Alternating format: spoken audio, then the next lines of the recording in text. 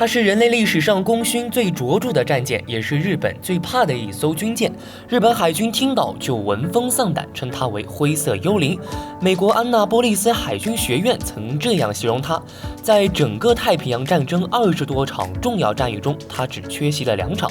它的机组击落911架敌机，击沉71艘舰船，击伤192艘以上的舰船。它的战绩将永远是我军的荣耀和敌人的恐惧。它就是企业号 CV-6，它一共获得了20枚战斗之星、美国总统部队嘉奖令和海军部队嘉奖令各一个。战斗之星这种勋章会在每有一艘船打满一场战役并拥有战果时，就会给战舰发一个。企业号一艘船就获得了20枚，是美国历史之最。而日本也曾3次单方面宣布企业号被击沉，但最后都被证伪，这也是它绰号灰色幽灵的原因。除此之外，它的名字也大有来历。到目前为止，其实一共有8艘企业号。美国最早的企业号舰名是源自于美国独立战争期间，美国俘获并更名的一艘英国单轨纵帆船，且这个名字一直传承了下去。到第7艘，也就是今天的主角之前，它的名头一直默默无闻。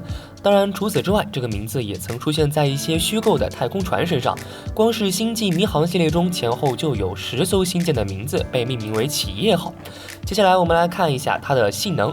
企业号属约克城级航空母舰，是2战早期美国最先进的1级航空母舰，舰长252.2米，宽34.8米，航速32.5节。载机量最大可载96架，但一般常规搭载80到90架。初期以轰炸机为航空团核心，晚期就换上了 F-6F 战斗机。总体而言，约克城级航母在面板性能上称得上是2战早期的优秀航母。接下来我们来简单看一下它的战绩。首先是珍珠港事件。1941年12月7号，从日本航母上起飞的183架飞机扑向珍珠港，给了美国海军致命的一击。企业号运气非常好，因为天气不好，企业号晚了1天归港。这次延误使企业号避开了日本海军的锋芒，也避免了和珍珠港内一众战舰相同的下场。偷袭过后，企业号前往西海域锁敌，但是一无所获。得手的日本航母编队已经悄然远去。因为珍珠港事件的发生，美国组织了针对日军的报复性打击。不过，真正让企业号大显身手的战役是中途岛战役。这场战役是美国海军以少胜多的著名战役。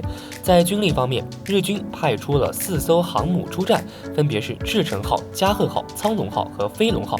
美国则是派出了包括企业号在内的约克城3姐妹出战。最开始的交战双方都没有取得什么战果，但是在10时20分的时候，企业号派出的轰炸机在即将放弃搜索的时候，发现了日军的蓝号驱逐舰，并沿这艘驱逐舰航向找到了日军航母。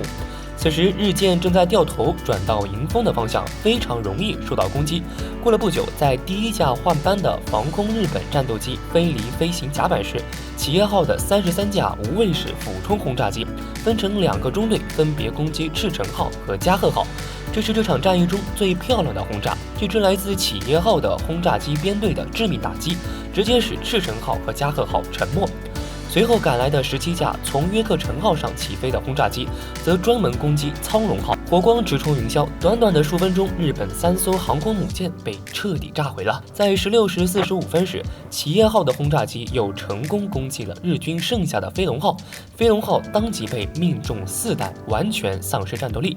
经过此般折腾，再加上美军当时情报工作出色，美军以相对日军极小的战损取得了中途岛海战的胜利，其中企业号功不可没。尽管有多方配合的因素，但企业号在此战中摧毁了对方3艘航空母舰，可以说是打出了赫赫威名。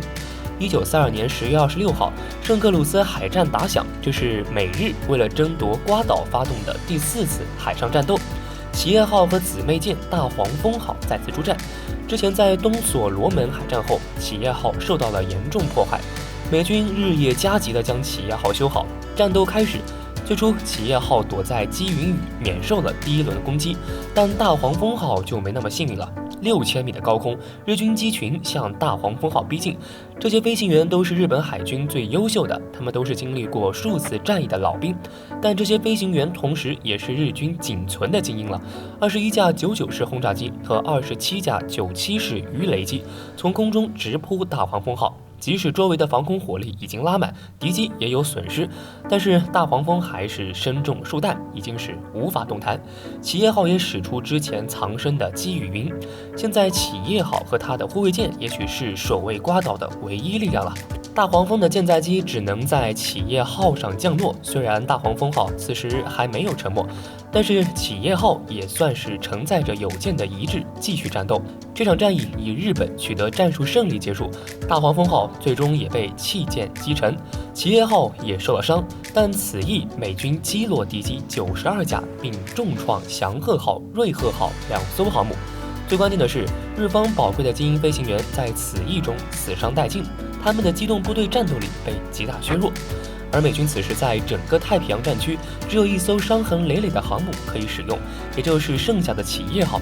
面对强敌，企业号的舰员并没有畏缩，天上的亮光都是星辰，海上的亮光都是敌人。水兵们在企业号的机库甲板上刷上了 Enterprise vs Jumper， 以示战胜敌军的勇气以及为战友复仇的决心。随后他就开始了复仇之路。此役中，他先是击沉了比瑞号战列舰，又击沉了一艘重巡洋舰，运输舰更是击沉击伤了10几艘。